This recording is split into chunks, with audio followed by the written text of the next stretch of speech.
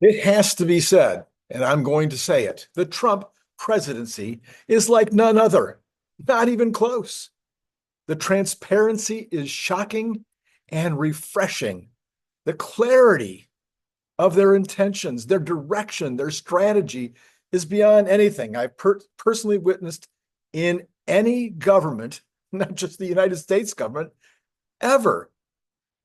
Scott Bessent was interviewed by Chamath Palihapitiya and David Friedberg last night, or I think the interview might have taken place 2 days ago and came out on YouTube last night. And I'll put that YouTube URL down in the comments or down in the description.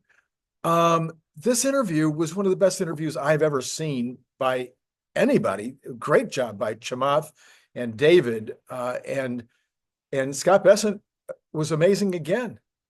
I'm going to do a brief review of that interview at the end. What I will say for now is I have huge confidence in Scott Bessent and his boss, the President of the United States. And I've just taken my concerns about a recession completely off the table, and you'll see why. Rasmussen, that was the positive news. Now for this, Rasmussen has been polling about Elon Musk. Oh, actually, this is fairly positive news. Rasmussen has been polling about Elon Musk, and his numbers are down, but not as much as you might think. They're actually better than Joe Biden's numbers were during his presidency. Musk still has a 48% positive rating, although that's down from 52. Not that bad. Democrats are sitting at 27%. Republicans are sitting at Democrats like Elon only at a 27% level, but Republicans now like him at a 76% level. And you don't think that's going to translate into car sales by Republicans who were disinterested in the past? Independents have dropped from 51 to 41%, and Rasmussen found that to be unusual, or the guy who runs Rasmussen thought that was unusual, down that much. Anyway, here's the one that is the killer. Here's the bad news. 29% think it's okay to burn down Tesla vehicles, to destroy Tesla vehicles, or to burn Tesla locations. 29%. Who are these people? Oh, well, maybe they're being encouraged by the guy who ran for vice president on the Democratic ticket, Tim Walz, the most horrific candidate I've ever seen for vice president. He is on TV. The video is all over the internet right now, and he is laughing and happy and getting a boost in his day by seeing Tesla stock go down. That's right. That's right. This is what Jeff Lutz had to say. He says the Democratic platform is to now try and harm an American company with the largest U.S. car factory, tens of thousands of U.S. employees, half of U.S. production of automobiles, who make electric vehicles mainstream. They can't even denounce the violence and terrorism to achieve their goals. Never forget this day when Tim Walz has done this disgusting, horrific thing. Gary Black says this. He says Cantor Fitzgerald analyst Andre Shepard upgraded Tesla to overweight from neutral with an unchanged price target of 425, or sitting around 230, after visiting Tesla's Cortex, the AI data center in the factory's production in Austin. He visited the Cortex. I'd like to visit the Cortex data center. The factory's production lines are ahead of he visited these. He visited Cortex and the AI data centers and the factory's production lines ahead of the company's introduction of robotaxi targeted for June in Austin.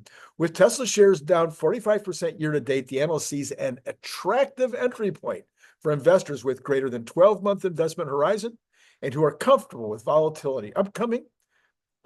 He says upcoming material catalysts include the introduction of the robotaxi segment in June, the rollout of FSD in China, the rollout of FSD in Europe, the introduction of lower priced vehicles in the first half of 2025. So once again, now he just made the tour. He's saying that there will be a lower priced vehicle in the first half of 2025. In the high volume production of the Optimus bot in 2026, initial deliveries of Optimus to customers sometime next year, and the introduction of the semi-truck in volume. Those would all be good things. And he's looking at 425. I think he's low, as you well know, but 425, are you kidding me? From 230? That would be a good deal. Barron's says this: Tesla stock fell a total of 9.9% over Monday and Tuesday combined. Investor sentiment has been weakened amid the falling first quarter and full year delivery estimates, lower Wall Street price targets, heightened competition from Chinese EV maker BYD, questions about what Tesla will be able to charge for its highest level driver assistance features in the future, and options from other automakers as their features and options improve. And of course, the politically motivated protests at Tesla facilities. So those are the things that they're blaming on why the stock has been down. Musk appeared on Fox, as they point out. Musk appeared on Fox News Hannity on Tuesday evening and addressed the protest in part of the interview. He says, it really comes as quite a shock to me that there's this level of hatred and violence from the political left, said Musk. Tesla is a peaceful company. We've never done anything awful. Most of the interview with Sean Hannity focused on SpaceX and the return of the astronauts that have been stuck on the International Space Station since June after a Boeing spacecraft ran into technical problems. He also talked about President Donald Trump's Department of Government Efficiency, or DOGE, with which Musk directs. Musk said, our debt has gotten so high that the interest payments on debt exceed the entire military budget. Musk's intentions aside, on Tuesday, he and DOGE lost a significant court case after closing the USAID. Theodore Chung, whose wife is a radical leftist and was a member of the Biden administration, District Judge Theodore Chung, who should have stepped down and not made any ruling in this case, essentially stopped DOGE from conducting business in the way it has been done. That will be overturned. There's a lot of noise swirling around Tesla stock these days. Investors have reacted by selling shares. Coming into Wednesday's trading, Tesla stock was down about 47% since inauguration and up over where it was 1 year ago today. The stock has fallen far enough for Cantor, though. Shepard is happy to buy shares at the current price. Overall, 50% of analysts covering Tesla stock have buy ratings. According to FactSet, the average buy rating ratio for stocks in the S&P 500 is only 55%. The average analyst price target for Tesla right now is $367. This is Randy Kirk. How are you doing today? I'm a little angry. Maybe we should all be a little angry. I'm beginning to think that I need to go out and stand in front of a Tesla showroom and show the other colors. I don't know. What do you think? Stuart A., thank you so much for your very nice participation in Patreon. It was more than I could expect. A belated birthday. Thank you so much. Others of you could do that as well. It has been a little dry in the Patreon department. I know I don't give you anything extra. I'm just looking for you to support the channel. That's it. Simple as that. Like, subscribe, and by the way, liking, subscribing, and notifying, and just watching the channel is fantastic. And I thank you and appreciate you for doing it. CNBC has this morning: the UCLA Anderson forecast, citing substantial changes to the economy from policies of the Trump administration, issued its first ever recession watch on Tuesday. UCLA Anderson, which has been issuing forecasts since 1952, said the administration's tariff and immigration policies and plans to reduce the federal workforce could combine to cause the economy to contract. I've always liked the Anderson report, even though I'm not a big fan of my alma mater very much. I have 2 degrees from UCLA, and I'm not a big fan of UCLA, but the Anderson report has been very good over the years. And by the way, I agree with everything they just said, except I've changed my mind, and you'll see why in a minute. Quote, while there are no signs of a recession happening yet, and everybody's saying that, it is entirely possible that one could form in the near future, stated a news release from the forecaster. U.S. recessions are only officially declared by the Business Cycle Dating Committee years after they happen. They're usually like a year later.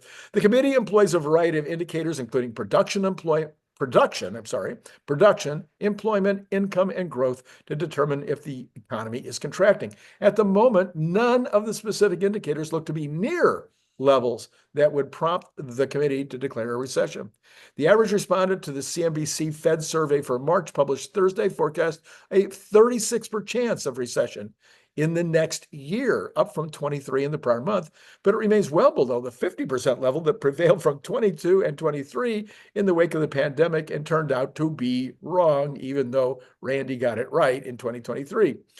That shows how difficult it is to predict a recession or even determine if the economy is in one. The Fed survey also shows that a recession is not the base case for most Wall Street forecasters, only that the concern is somewhat elevated.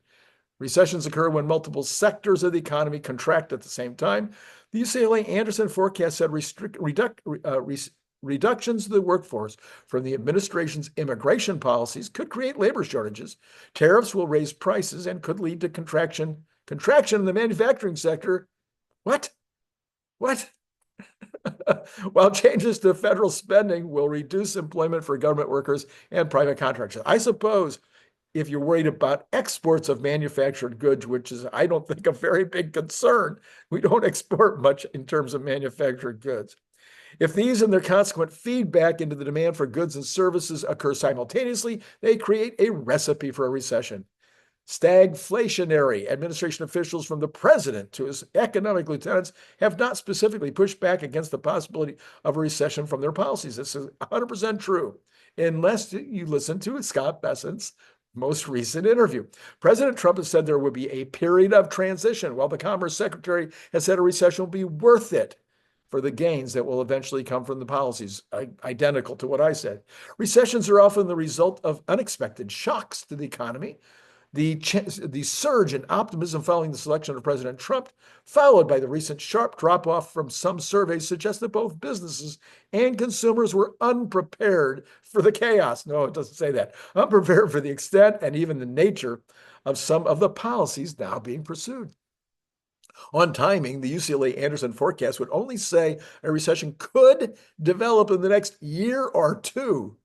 Well, could next year or two? His report said weaknesses are beginning to emerge in household spending patterns in the financial sector, with elevated asset valuations and newly introduced areas of risks. These are primed to amplify any downturn. What's more, the recession could end up being stagflationary. Could, not likely. I would say that would be the least likely thing I could imagine. I'm sorry, Anderson. If the people start putting their hands in their pockets, prices are going to come down. That's the most likely. Consumers are the most likely reason for this particular recession.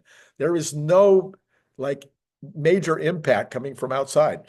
The major impact is the cutting by the federal government. That is the big one. You should watch this entire video. Please watch the entire video. If you want to really understand what this current government is doing, if you want to understand Bessent, if you want to understand Trump, if you understand Elon, if you want to understand what they're trying to do and why, watch the whole video. Again, I will put the link down in my information. Here are some takeaways. To me, the most important part was that they are going to have a measured reduction in the reduction of government, with the cuts rolling through at a pace that will not result in a recession. He was clear on this. They're not trying to create a recession. In fact, they're trying to not have a recession. And it's so they could put he says the Republican Congress would like to really push through a tremendous number of cuts all at once. And he's telling the Republicans, look, stay with us, hang in there with us. We want you to get these cuts through, but we have to do them at a measured pace. It'll be fine. It's okay if it takes even if it takes till 2028 to get us down to the 3% level of the deficit compared to the GDP. That'll be fine. Let's do this in a measured way. Moreover, they fully expect the cuts in regulations. This is where they're concentrating. They expect the cuts in regulations, the reductions in interest rates, the lower prices and the abundant energy that they're trying to get, and the onshoring of manufacturing through tariffs to have a positive effect increasing the real GDP by over 100 basis points by next year. So instead of this 2.3, 2.5, 2.8, we'll be looking at 3.5, 3.8, maybe 4%. Also of note was his emphasis on restoring the middle class in the United States, which he says has been gutted by internationalist policies over the last 40 years. The globalist approach has hollowed out the industrial base of the U.S., and they intend to replace it. Why are the Democrats against this? I can't figure it out. This is Mario Nawfal quoting the Treasury Secretary. DOGE is about government efficiency, not government extinction. Bessent said to Elon, we are in, this is a quote from Bessent. I said to Elon, we were in a meeting and I said, you know, people are mad at you because you're moving their cheese. And Elon goes, it's not their cheese, it's the American people's cheese. Everyone's hearing cuts and they think their government services are going to be cut, like Social Security or Medicare. I've added that. I keep saying it's the Department of Government Efficiency, not government extinction and government elimination. They're getting rid of the fraud and the unnecessary expenses, not the core things that they're supposed to do. Now, there's some core things in USAID that may have been eliminated that might be put back. They asked for 90 days to figure that out. Treasury Secretary Bessent, I am completely aligned with what Elon is doing. Completely aligned with what Elon is doing. If you don't move fast, the vested interest will weigh you down. He says within a 10-mile radius of Washington, D.C., of the White House where they were, 25% of the GDP of the U.S. pulsates every day, and everyone wants to skim just a little bit of it. He says, I joined with Trump because Biden's debt strategy scared me. One of the reasons I'm sitting here now is about 18 months ago, I went to see President Trump to tell him I wanted to get involved in the campaign because I was so alarmed with what the Biden administration was doing with the debt and deficit. Endless spending when we were in solid economic territory and not in a war. It was the first time ever. And I thought it was very cynical because I actually thought, well, we're going to spend, and there's going to be no choice but to raise taxes.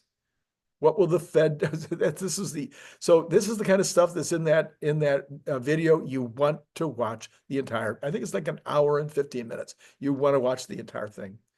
So let's get back to today. What will the Fed do today? My best guess is that there will be no change today and there will be dovish comments. My admonition to the Fed is that today is the day they should cut 25 basis points. By the way, Bessent also made clear that there's no political persuasion between him and Powell, but clearly they talk all the time.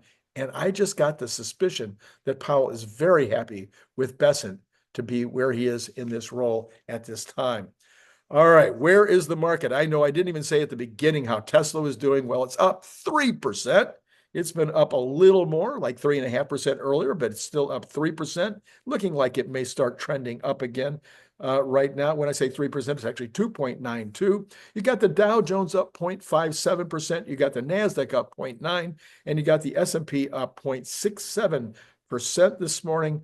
You've got the Magnificent Seven all in the green. With Apple leading the way, although not quite. Tesla's actually leading the way, but Apple's up 2. You've got NVIDIA up 1.34. Yeah, so all looking good this morning, all heading in the right direction, although most of them are topping off a little bit right now, as is the NASDAQ topping off a little bit. You've got the Cathie Wood stocks are mostly in the green except for TDOC. I asked Grok yesterday why was Square doing so well, and Grok said, well, it's just probably, doing a good job of making money. I mean, it was really not very interesting, and I dropped it because I had other things I needed to do. All right, so let's go ahead to the bonds. Just a second here. All right, what we've got here is a little surprising.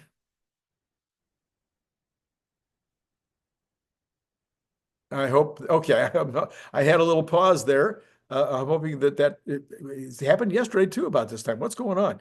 All right, we've got the 10-year up 2.1 basis points to 4.302. It's been right around 4.3 now for a week. Maybe after the Fed is dovish today, maybe it'll back down a little bit. I'd like to sure see it come down much stronger, as obviously Bessent would as well. 2-month is actually down 0.3%, and the 2-year is up 0.4%. So not a lot of activity in the bonds this morning, waiting for the Fed to make their decisions. In terms of oil, you've got oil up a penny. So basically still sitting at $66.92. I'm suspecting that to come down, as you know. Natural gas is up 2.64 this morning, back over $4.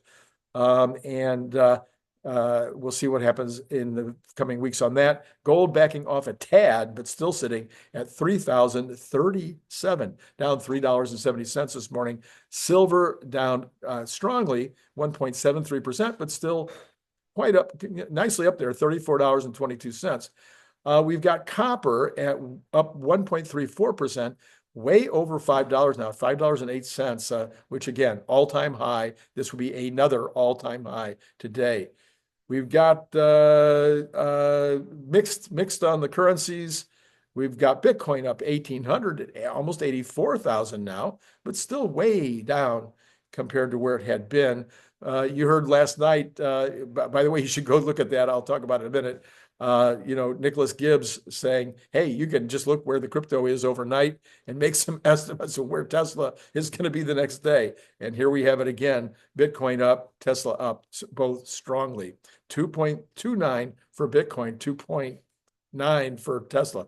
So interesting. All right, that is where we are today. I'm going to again remind you, you want to go look at that video. I would go look at that video before I even look at the video from last night with Nicholas Gibbs in it, but it was a good one. So I'm putting that Nicholas Gibbs video up right there. Oh, I might be able to find that other video and put the card up. I could probably do that for you, as well as putting it down in the description. What else? Remember to like, subscribe, and notify, and all that jazz. Join Patreon. Thank you for that new member joining. That was very, very nice. And I think we're going to have a good day, a good green day today. I think we're going to have a good response, a good thing coming from the Fed. I think I am very excited about what this administration is doing, and I am aghast at what the Democrats are doing and what they're not doing. Not a single one, not a single leader, not Chuck Schumer, not AOC, not Sanders, not any of their leadership has condemned what's happening to Tesla with this terrorism against individuals, probably against Democrats in some of these cars that are being defaced, are being pounded on, are being kicked and stuff. Not a word of condemnation. And now we have the opposite. We have one of their number two in their leadership, Walz, actually laughing at the fact that Tesla stock is going down. It's a very sad day in America, but a very good day if you love the potential that has been brought to you by people like Musk and Trump and Bessent. Yeah, I'm positive. Let's stay positive. It's been great talking to you.